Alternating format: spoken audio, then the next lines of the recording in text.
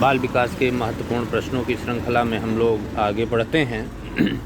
छद्म परिपक्वता शब्द का प्रयोग किसने किया है?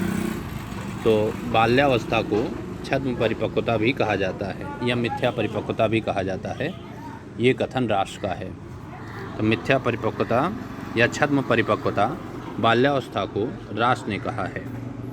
अगला प्रश्न है दूसरा प्रश्न है, स्वामित्व आधारित प्रतिमान किसने दिया है? बहुत ही महत्वपूर्ण प्रश्न है। स्वामित्व आधारित प्रतिमान ये ब्लूम का दिया हुआ है, जिसको ब्लूम टेक्सोनॉमी के नाम से जानते हैं।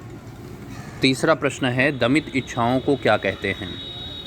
तो जो समायोजन की प्रक्रिया है उसमें कुंठा, दमन, प्रतिरोध ये सभी जो है शामिल होते हैं। तो दमित इच्छाओं को कुंठा भी कहा जाता है। जो इच्छाएं दबी रह जाती हैं वही कुंठा का रूप धारण कर लेती हैं। तो दमित इच्छाओं को कुंठा कहा जाता है। अगला प्रश्न है, चिंतन अव्यक्त वाणी है, यह कथन किसका है? तो वाटसन ने कहा है कि चिंतन अव्यक्त वाणी है, चिंतन की कच्ची सामग्री मानी जाती है। तो चिंतन जो है चिंतन की कच्ची सामग्री प्रतीक मानी जाती है। अगला है, नए विचारों को प्राप्त होने पर पुराने विचारों में संशोधन करना क्या कहलाता है? तो इसको जो है वो समायोजन कहलाता है। नए विचार जब प्राप्त होते हैं तो पुराने विचारों में संशोधन करना ही समायोजन कहलाता है। ये जीन पियाजे का सिद्धांत है। अगला प्रश्न है, संज्ञानात्मक विकास को परिभाषित कहाँ किया जा सकता है? तो संज्ञानात्मक विकास को विद्यालय में परिभाषित किया जा सकता है। अगला है, अभिप्रेरणा सीखने का राजमार्ग है, यह किसका कथन है?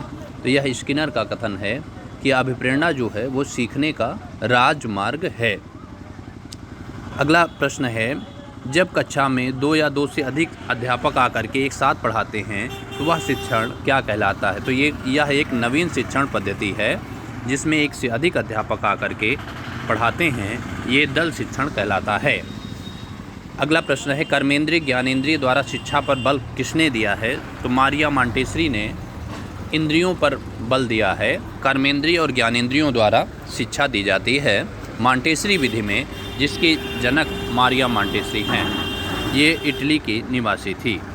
अगला है, अंतः भाषण बालक की भाषा होती है, यह किसका मानना है? तो यह वाइगोत्स्की का मानना है कि बच्चे सेल्फ टॉक करते हैं और अपने आप को नियंत्रित करने के लिए अपनी भाषा का प्रयोग करते हैं। अगला है, वयस्कों का पहला बुद्धि परीक्षण किसने दिया है? यानी यसेटी परीक्षण, वयस्कों का जो परीक्षण है, यह बुद्धि परीक्षण किसका है? तो यह वेस्लर का है। पहला बुद्धि परीक्षण कब प्रकाश में आया? 1905 में पहला बुद्धि परीक्षण प्रकाश में आया। बुद्धि शब्द का प्रयोग सर्वप्रथम किसने किया था? तो गाल्टन ने सर्वप्रथम बुद्धि शब्द प्रयोग में लाया है। इस प्रकार से